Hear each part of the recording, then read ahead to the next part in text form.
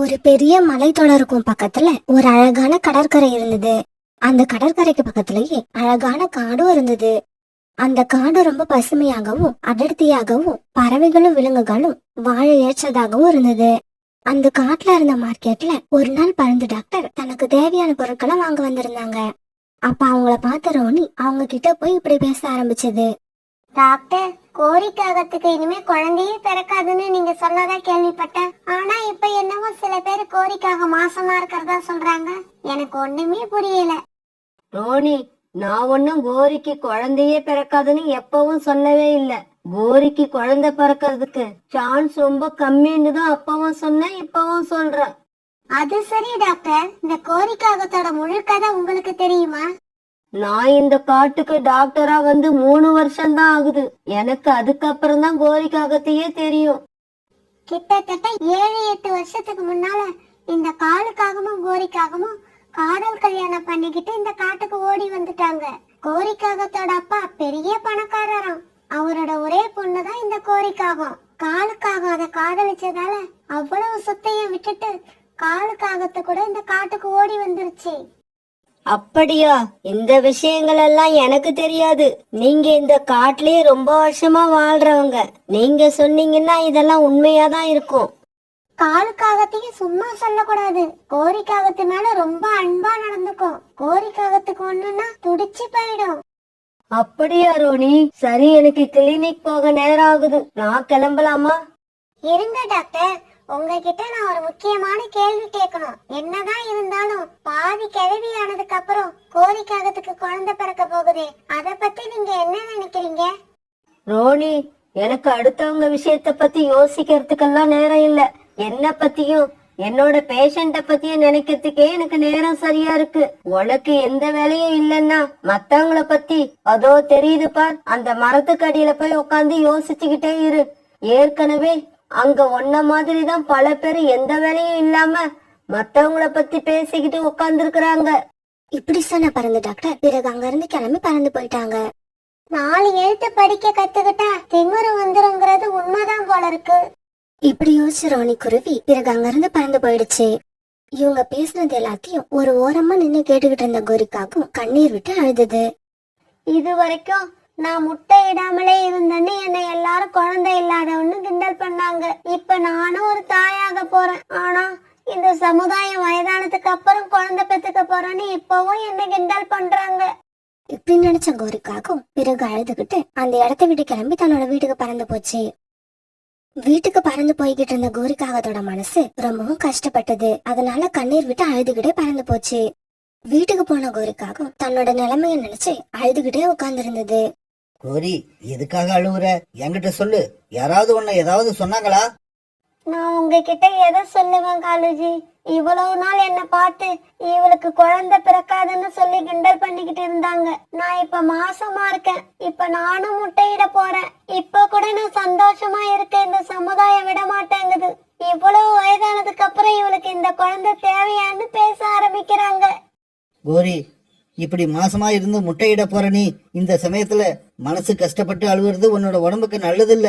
உனக்கு ஏதாவது ஆயிடுச்சுன்னா என்னால அதை தாங்கிக்க முடியாது. தயவு செய்து எனக்காக உன்னை நீயே கண்ட்ரோல் பண்ணிக்க. காலுக்காகமும் கோரிக்காகத்துக்கு எவ்வளவோ எடுத்து சொல்லி சமாதானப்படுத்தி பார்த்தது. ஆனா கோரிக்காகத்தோட கண்ணுல இருந்து வர கண்ணீர் நிக்கவே இல்ல, அழுதுகிட்டே இருந்தது. பிறகு ராத்திரி ஆச்சு. காலுக்காகவும் கோரிக்காகவும் தங்களோட கூட்டுல படுத்து நல்லா தூங்கிட்டு இருந்தாங்க. அப்ப திடீர்னு கோரிக்காகத்துக்கு வயிற்று வலி வந்ததால கண் விழிச்சிருச்சு. ஐயோ அம்மா, வயிற்று வலிக்குது. நான் என்ன பண்ணுவேன்? இது வரைக்கும் இப்படி ஒரு வயிற்று வலி எனக்கு வந்ததே இல்லையே. இப்படி கத்தன கோரிக்காகும் வலி தாங்க முடியாம இப்படியும் அப்படியும் பரண்டு பரண்டு படுத்தது. இந்த சத்தத்தை கேட்ட காலுக்காகமும் எழுந்திரிச்சு உட்கார்ந்தது. கோரி, கோரி, என்னாச்சு உனக்கு? ஏன் இப்படி அழுவுற? காலுஜி, என்னோட வயிறு ரொம்பவும் வலிக்குது. என்னால இந்த வலியை தாங்க முடியல. எனக்கு மயக்கமா வேற வருது. உங்களை விட்டு போயிடுவேன் போல இருக்கு. கோரி, தயவு செய்து இப்படி எல்லாம் பேசாத. கொஞ்ச நேரம் இந்த வழியை பொறுத்துக்க. நான் இப்பவே போய் பருந்து டாக்டர் காலில் விழுந்தாவது அவங்கள இங்க அழைச்சிக்கிட்டு வரேன். காலுஜி, நீங்க இந்த சமயத்துல என்ன விட்டுட்டு எங்கேயும் போக வேண்டாம். கடைசி நேரத்துல நீங்க என் கூடவே இருக்கணும்னு ஆசைப்படுறேன். இது சாதாரண வயிற்று வலி இல்ல, என்னை கொண்டு போறதுக்காக வந்த வலி. காலுஜி, என்னை விட்டு போயிடாதீங்க, என்னை விட்டு போயிடாதீங்க. இப்படி சொல்லிட்டு இருந்த கோரிக்காகம் அப்படியே தன்னோட கண்களை மூடிக்கிச்சு. கோரிக்காகத்தோட கண்கள் இப்படி மூடிக்கிட்டத பார்த்த காலுக்காகவும் ரொம்பவும் பயந்து போயிடுச்சு. உடனே அவசரமா பருந்து டாக்டரை கூப்பிட அவங்களோட கிளினிக்கு பறந்து போச்சு. என்னது, கோரிக்கு வயிற்று வலி வந்திருக்கா? இந்த மாதிரி சமயங்கள்ல வயிற்று வலி வர்றது ரொம்பவும் ஆபத்து. இதோ இப்ப நான் உடனே கிளம்பி வரேன். இப்படி சொன்ன பருந்து டாக்டர் உடனே காலுக்காகத்தோட அவங்க வீட்டுக்கு பறந்து போனாங்க. இப்படி போன பருந்து டாக்டர் கோரிக்காகத்தை நல்லா செக் பண்ணி பார்த்தாங்க. பிறகு எதுவுமே பேசாம மௌனமா இந்த பக்கம் வந்துட்டாங்க. காலு, உன்கிட்ட எப்படி சொல்றதுன்னே தெரியல. கோரி இறந்து ரொம்ப நேரம் ஆகுது. இத கேட்ட காலுக்காகவும் அதிர்ச்சியில கொஞ்ச நேரம் எதுவுமே பேசாம டாக்டரையே பாத்துக்கிட்டு இருந்தது. காலு, நீ ஏன் இப்படி இருக்க? எதுவுமே பேசாம இப்படி இருக்க கூடாது. மனசுல உள்ள கஷ்டத்தை சொல்லி அழு. அப்பதான் உன்னோட மனநிலையும் உடல்நிலையும் நல்ல நிலைமையில இருக்கும். டாக்டர், யாரை ஏமாத்த பாக்குறீங்க? என்னோட கோரி இறந்து போகல, நான் இறந்து போகவும் விட மாட்டேன். பருந்து டாக்டர், உங்களுக்கு எவ்வளவு தைரியம் இருந்தா என் மனைவி இறந்துட்டான்னு என்கிட்டயே போய் சொல்லுவீங்க? நீங்களும் இந்த சமுதாயத்துல ஒரு பறவை தானே, அதனாலதான் இப்படி பேசுறீங்க. என்னையும் என் மனைவியையும் நீங்க யாருமே நிம்மதியா வாழ விட மாட்டீங்க. காலு, நான் சொல்றத கவனமா கேளு. உன்னோட மனைவி கோரி இறந்து போயிட்டாங்க. இனிமே அவங்க திரும்பி வர மாட்டாங்க. உனக்கு எப்படி ஆறுதல் சொல்றதுன்னே எனக்கு தெரியல. உன் மனச நீதான் தேத்திக்கணும். நாம ரொம்ப நேசிக்கிறவங்க இறந்து போயிட்டா அதை தாங்கிறது கஷ்டம்தான். இருந்தாலும் வேற வழி இல்ல. டாக்டர், உங்க மேல நான் ரொம்பவும் மதிப்பு வச்சிருந்தேன். ஆனா நீங்களும் இப்படி பொய் சொல்லுவீங்கன்னு நான் நினைச்சு கூட பார்க்கல. அங்க பாருங்க, என்னோட கோரி அதோ வாசல்ல நிக்கிறா. உணவு தேட என்னையும் கூப்பிடுறா. கோரி இரு, நானும் வரேன். நாம 2 பேரும் சேர்ந்து உணவு தேட போகலாம். இப்படி சொன்ன காலுக்காகவும் பிறகு தன்னுடைய வீட்டை விட்டு வெளியில பறந்து போச்சு. இப்படி வீட்டை விட்டு வெளியே போன காலுக்காகவும் பாக்குற பறவை கிட்ட எல்லாம் தன்னுடைய மனைவி கோரி உயிரோட இருக்கிற மாதிரியும் பருந்து டாக்டர் பொய் சொல்ற மாதிரியும் பேச ஆரம்பிச்சுது. இப்படியே சில நாட்கள் நகர்ந்துச்சு. ரீட்டா, யாருக்கு உடல்நிலை சரியில்லைனாலும் தயவு செய்து பருந்து டாக்டர் கிட்ட மட்டும் போயிடாதீங்க. ஏன்னா பருந்து டாக்டருக்கு பைத்தியம் பிடிச்சிருச்சு. தன்னோட பேஷண்ட் எல்லாம் செத்து போயிட்டாங்கன்னு வேற சொல்ல ஆரம்பிச்சிட்டாங்க. ஆமா, அப்படிதான். என்னோட மனைவி கோரி கூட செத்து போயிட்டான்னு சொல்றாங்க. ஆனா நான் என் மனைவி கூட தினமும் பேசிக்கிட்டு தான் இருக்கேன். இதோ இப்ப கூட என் பக்கத்திலேயே தான் இருக்கிறா. காலுக்காக இப்படி பேசுறதை கேட்ட ரீட்டா கிளிக்கு பயம் வந்துருச்சு. ஐயோ, இந்த சமயத்துல காலு சொல்றதுக்கு எதிரா நாம எதுவும் பேசக்கூடாது. ஆமா சாமி, போட்டுக்கிட்டு இந்த இடத்த காலி பண்ண வேண்டியதுதான். ஆமா காலு, நீ சொல்றது உண்மைதான். பருந்து டாக்டரோட நடவடிக்கைகள் எல்லாம் வர வர சரியில்லை. இப்படி சொன்ன ரீட்டா கிளி பிறகு அங்கிருந்து அவசரமா பறந்து போயிடுச்சு.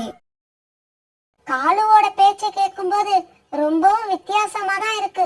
முதல்ல நம்ம காலுக்கு என்ன ஆச்சுன்னு தெரிஞ்சுக்கணும். பருந்து டாக்டரை போய் பார்த்தாதான் என்ன நடந்ததுன்னு விவரம் தெரியும். இப்படி யோசிச்ச கிளி பிறகு பருந்து டாக்டரை பார்க்க பறந்து போச்சு. ரீட்டா, காலுக்காகத்தோட மனைவி கோரி இறந்து போயிடுச்சு. அது இறந்து போன துக்கத்தை கோரிக்காகத்து மேல அளவு கடந்து அன்பு வச்சிருந்த காலுவால தாங்கிக்க முடியல. அதனால காலுவோட மனநிலை பாதிக்கப்பட்டிருக்கு. பருந்து டாக்டர், நீங்க என்ன சொல்றீங்க? கோரி இறந்து போயிடுச்சா? ஆமா ரீட்டா, கோரிக்காக இறந்துதான் போயிடுச்சு. அதனாலதான் காலுக்காகத்துக்கு இப்படி ஒரு நிலைமை வந்துருச்சு. அப்புறம் இன்னொரு விஷயம், பறவைகள் எல்லாம் தங்களோட கூடுகள்ல வச்சிருக்கிற முட்டைய பத்திரமா பாத்துக்கங்க. ஏன்னா காலுக்காகம் தன்னோட மனைவி இறந்ததுக்கு காரணம் கோரிக்காகத்தோட வயிற்றுல இருந்த முட்டை தான்னு நினைச்சுக்கிட்டு இருக்கு. இந்த விஷயத்த தயவு செய்து காட்டுல உள்ள எல்லா பறவைகளுக்கும் போய் சொல்லிடு. ஆனா காலுக்காகத்தால பறவைகளோட முட்டைக்கு ஆபத்து இருக்கிற விஷயம் எல்லா பறவைகளுக்கும் போய் சேரத்துக்கு முன்னாடி புல்புல் கூட்டுல இருந்த முட்டைகளை காலுக்காகம் கீழே போட்டு உடைச்சிருச்சு. காலு, இப்ப எதுக்காக என்னோட முட்டைகளை கீழே போட்டு உடைச்ச? உனக்கெல்லாம் இறக்கமே இல்லையா? புல்புல், இந்த முட்டைகள் உன்னோட கூட்டுல இருந்தா உன்னோட உயிருக்கு தான் ஆபத்து. இந்த முட்டையால கோரிக்காகத்துக்கு வயிற்று வலி வந்து எப்படி துடிச்சான்னு எனக்கு தான் தெரியும். நான் உனக்கு கெடுதல் பண்ணல புல்புல், நல்லதுதான் பண்ணிருக்கேன். இப்படி சொன்ன காலுக்காகவும் பிறகு அங்கிருந்து பறந்து போயிடுச்சு. இப்படியே சில நாட்கள் நகர்ந்துச்சு. ஒரு நாள் உணவு தேட போன ரீட்டா கிளி தனக்கு கிடைச்ச பழங்களை எடுத்துக்கிட்டு வந்து ஒரு மரத்து மேல உட்காந்து சாப்பிட ஆரம்பிச்சது. அந்த சமயத்துல சோனா குருவியும் ராணா குருவியும் ரீட்டா கிளி கிட்ட வந்தாங்க. அவங்கள பார்த்த ரீட்டா கிளி இப்படி பேச ஆரம்பிச்சது. உங்களை பார்க்க இந்த காட்டுக்கு புதுசு மாதிரி தெரியுறீங்க. நீங்க எங்க இருந்து வரீங்க? என் பேரு ராணா, இவங்க பேரு சோனா. நாங்க சுந்தரவன காட்டுல இருந்து வரோம். இதோ இந்த பக்கத்துல உள்ள வீட்டுல தான் நாங்க குடியிருக்கோம். அப்படியா? ரொம்ப நல்லது. என்னோட வீடு கூட இங்க பக்கத்துலதான் இருக்கு. ஆமா, உங்க முகத்தை பார்த்தா ரொம்பவும் களைச்சு போன மாதிரி இருக்கே. உடல்நிலை சரியில்லையா? இல்ல ரீட்டா, நான் இப்ப மாசமா இருக்கேன். இன்னும் 2-3 நாள்ல நான் முட்டையிடுவேன்னு நினைக்கிறேன். சோனா குருவி இப்படி சொன்னதை கேட்டு பக்கத்து மரத்துல படுத்திருந்த காலுக்காக எழுந்திரிச்சு உட்கார்ந்தது. விடமாட்டேன், இந்த பறவை முட்டையிட விடமாட்டேன். அந்த முட்டையால அந்த பறவையோட உயிருக்கு ஆபத்து வந்திருக்கு. என்ன தவிர வேற யாராலும் அந்த பறவையை காப்பாற்ற முடியாது. ஏய் பறவையே, கவலைப்படாத. உன்னோட வயித்துல உள்ள முட்டையை அழிச்சு உன்னை நான் காப்பாத்துறேன். ஒரு நாள் காலையில கண் விழிச்ச சோனா குருவி வீட்டுக்கு வெளியில வந்து வாந்தி எடுத்தது. பிறகு மறுபடியும் தன்னோட கூட்டுல போய் உட்காந்துக்கிட்டு தான் வயித்துல உள்ள முட்டை கூட இப்படி பேச ஆரம்பிச்சது. செல்லமே, என் உயிரே, ஏன் இப்படி அம்மாவை வாந்தி எடுக்க வைக்கிறீங்க? எனக்கு வாந்தி எடுக்க பிடிக்கவே இல்ல. என்னால சரியா சாப்பிடவும் முடியல. நீங்க நல்ல பிள்ளை தானே? அம்மாவுக்கு எந்த கஷ்டமும் கொடுக்காம சீக்கிரமா வெளியில வரணும் என்ன? சோனா, நீ யார்கிட்ட பேசிக்கிட்டு இருக்க? இந்த வீட்டுல என்னையும் உன்னையும் தவிர வேற யாருமே இல்ல. ராணாஜி, நான் என் வயித்துல உள்ள முட்டை கூட பேசிக்கிட்டு இருக்கேன். நான் இப்ப மறுபடியும் வாந்தி எடுத்தேன். அதனால இதுக்கப்புறம் அம்மாவை இந்த மாதிரி கஷ்டப்படுத்தாதுன்னு என்னோட குழந்தைகிட்ட சொல்லிக்கிட்டு இருந்தேன். சோனா, நம்ம குழந்தையும் முட்டையில இருக்கு. அந்த முட்டையும் உன்னோட வயித்துல இருக்கு. இந்த நிலைமையில நீ எப்படி நம்ம குழந்தை கூட பேச முடியும்? ராணாஜி, நான் இந்த குழந்தையோட அம்மா. என்னோட பேச்ச இந்த குழந்தை கேட்டுக்கிட்டே இருக்கும். இது எல்லாம் அம்மாக்களுக்கு மட்டும்தான் புரியும். எவ்வளவு சொன்னாலும் உங்களுக்கு புரியாது. சோனா, எனக்கு புரியலன்னா போகட்ட விட்டுடு. ஆனா நீ சந்தோஷமா இருந்தா சரிதான். நான் கொஞ்சம் வெளியில போயிட்டு வரேன். நீ ஜாக்கிரதையா இரு. ராணாஜி, நீங்க என்னை பத்தி கவலைப்படாம போயிட்டு வாங்க. நான் பத்திரமா வீட்டுல இருக்கேன். சோனா குருவி இப்படி சொல்ல ராணா குருவி பிறகு வீட்டை விட்டு கிளம்பி வெளியில பறந்து போச்சு. என்ன இது, மறுபடியும் வாந்தி வர மாதிரி இருக்கு. நம்ம பேசாம வெளியில கொஞ்சம் தூரம் போய் காத்து வாங்கிட்டு வருவோம். இப்படி நினைச்ச சோனா குருவி பிறகு வீட்டை விட்டு வெளியே வந்து ஒரு பெரிய மரத்து மேல உட்கார்ந்தது. அந்த சமயத்துலதான் சோனா குருவி பக்கத்து கிளையில உட்கார்ந்திருந்த காலுக்காகத்தை பார்த்தது. கோரி, நீ எங்க போயிருக்க? இன்னும் ஏன் வரல? எனக்கு ரொம்பவும் பசிக்குது. சீக்கிரமா வா, நாம உணவு தேட போகணும். நீ வருவன்னு ரொம்ப நேரமா நான் எதிர்பார்த்து உக்காந்துருக்கேன். அட, இந்த காகம் ரொம்ப பசியா இருக்கும் போல. இப்ப என்ன பண்றது? பார்க்கவும் ரொம்ப பாவமா இருக்கு. சரி, நம்ம வீட்டுல இருக்கிற ஒரு கொய்யா பழத்தை கொண்டு வந்து இந்த காகத்துக்கிட்ட கொடுப்போம். இப்படி நினைச்ச சோனா குருவி பிறகு தன்னுடைய வீட்டுக்கு போய் வீட்டுல இருந்த கொய்யா பழத்தை எடுத்துட்டு திரும்பி வந்தது. சோனா குருவி வீட்டுல இருந்து எடுத்துட்டு வந்த பழத்தை இப்ப காகத்துக்கிட்ட கொடுத்தது. காகம் அண்ணா, ரொம்ப பசியா இருக்குன்னு சொன்னீங்கல்ல, இந்த கொய்யா பழத்தை சாப்பிடுங்க, உங்க பசி தீர்ந்துடும். ஏய் குருவி, இந்த கொய்யா பழத்தை எப்படி நான் மட்டும் சாப்பிட முடியும்? கோரி இல்லாம நான் இந்த கொய்யா பழத்தை சாப்பிட்டா கோரிக்கு ரொம்பவும் கோபம் வந்துடும். அப்புறம் என் கூட கோரி பேசவே மாட்டா. ஓஹோ, உங்க மனைவி பேர் கோரியா? உங்க மனைவி வந்தா அவங்க கிட்ட நான் சொல்லிக்கிறேன். அவங்க உங்களை திட்ட மாட்டாங்க. நீங்க இப்ப இந்த பழத்தை சாப்பிடுங்க. என்னது, என் மனைவி வந்தா நீ சொல்லிக்கிறியா? இதோ என் மனைவி வந்துட்டா. உனக்கும் பின்னாலதான் நின்னுகிட்டு இருக்கா. நீ என்கிட்ட பேசிக்கிறதையெல்லாம் பாத்துக்கிட்டே இருக்கா. கோரி, இந்த குருவி கொடுத்த கொய்யா பழத்தை நான் சாப்பிடலாமா வேண்டாமா? காலுக்காக இப்படி பேசின உடனே சோனா குருவி பின்னால திரும்பி பார்த்தது. ஆனா அங்க யாருமே இல்ல. காகண்ணா, இந்த இடத்துல நம்ம 2 பேரை தவிர வேற யாருமே இல்ல. நீங்க யார் கூட பேசுறீங்க? இங்க பாரு குருவி, என் மனைவி என்ன தெரியுமா சொல்றா? அவளை தவிர வேற யாருக்கிட்டையும் நான் பேசக்கூடாதான். நீ உடனே இந்த இடத்த விட்டு காலி பண்ணு.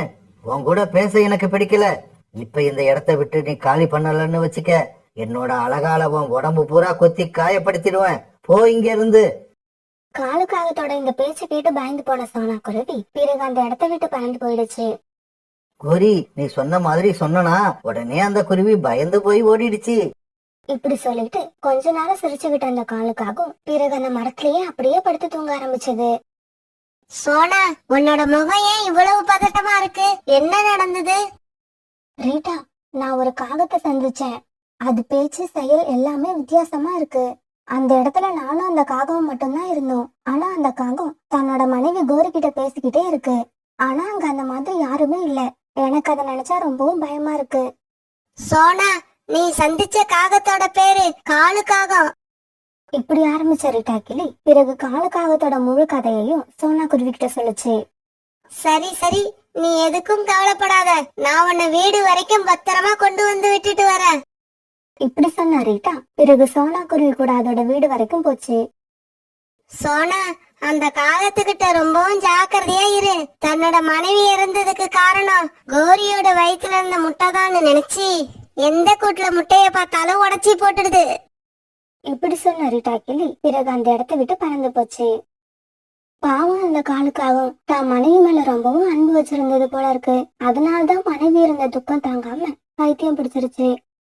பிறகு கொஞ்ச நேரத்துல ராணா குருவி 2 பலாசலைகளை எடுத்துக்கிட்டு தன்னோட வீட்டுக்கு திரும்பி வந்தது. சோனா, நான் உனக்கு இன்னைக்கு சாப்பிட என்ன கொண்டு வந்திருக்கேன் பாரு.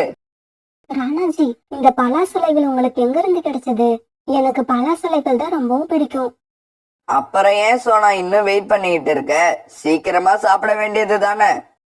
இல்ல ராணாஜி, இப்ப நான் இந்த பழத்தை சாப்பிட போறது இல்ல. ஏன்னா எனக்கு வாந்தி வர்றது இன்னும் நிக்கல. அதனால இந்த பலாசலைகளை நாளைக்கு சாப்பிட போறேன். சோனா, உனக்கு எப்ப சாப்பிடணும் போல தோணுதோ அப்ப சாப்பிடு. இப்பவே சாப்பிட்டாகணும்னு நான் உன்னை வற்புறுத்த மாட்டேன். எனக்கு ரொம்ப தூரம் பறந்து வந்தது களைப்பா இருக்கு.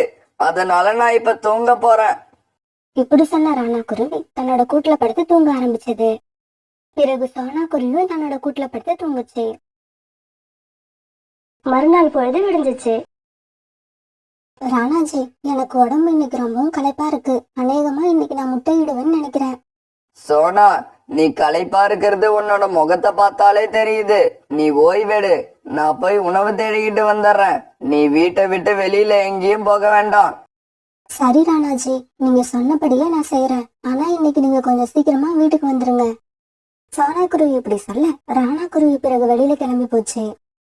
ராணா குருவி இப்படி வெளியில கிளம்பி போன கொஞ்ச நேரத்துல எல்லாம் சோனா குருவி அழகான 2 முட்டைகளை இட்டுது. பசங்களா, அம்மாவை வாந்தி எடுக்க வைக்க கூடாதுன்னு சீக்கிரமா வெளியில வந்துட்டீங்களா? உங்களுக்கு தான் இந்த அம்மா மேல எவ்வளவு ஆக்குறேன். உங்களை நினைச்சா எனக்கு ரொம்பவும் சந்தோஷமா இருக்கு. இப்படி கொஞ்ச நேரம் தான் இட்ட முட்டைகள் கூட பேசிக்கிட்டு இருந்த சோனா குருவி பிறகு ராணா குருவியை பத்தி நினைக்க ஆரம்பிச்சது. நம்ம முட்டைகள் இட்ட விஷயம் தெரிஞ்சா ராணாஜி எவ்வளவு சந்தோஷப்படுவாரு. இத உடனே ராணாஜி கிட்ட சொல்லணும் போல இருக்கு. இப்படி நினைச்ச சோனா குருவி பிறகு முட்டைகள் கிட்ட மறுபடியும் பேச ஆரம்பிச்சது. பசங்களா, நீங்க பத்திரமா வீட்லயே இருங்க. அம்மா போய் அப்பாவை அழைச்சிட்டு வந்துடுறேன். அப்பா உங்களை பார்த்தா ரொம்பவும் சந்தோஷப்படுவாரு. இப்படி சொன்ன சோனா குருவி பிறகு ராணாவை கூப்பிட வெளியில பறந்து போச்சு. இந்த சமயத்துல ரோனி குருவி கூட்டுல இருந்த 2 முட்டைகளை காலுக்காக கீழே தூக்கி போட்டு உடைச்சிடுச்சு. காப்பாத்திட்டேன், நான் காப்பாத்திட்டேன். ரோனி குருவியை காப்பாத்திட்டேன். இதுக்கப்புறம் இந்த முட்டைகளால ரோனி குருவியோட உயிருக்கு எந்த ஆபத்தும் கிடையாது.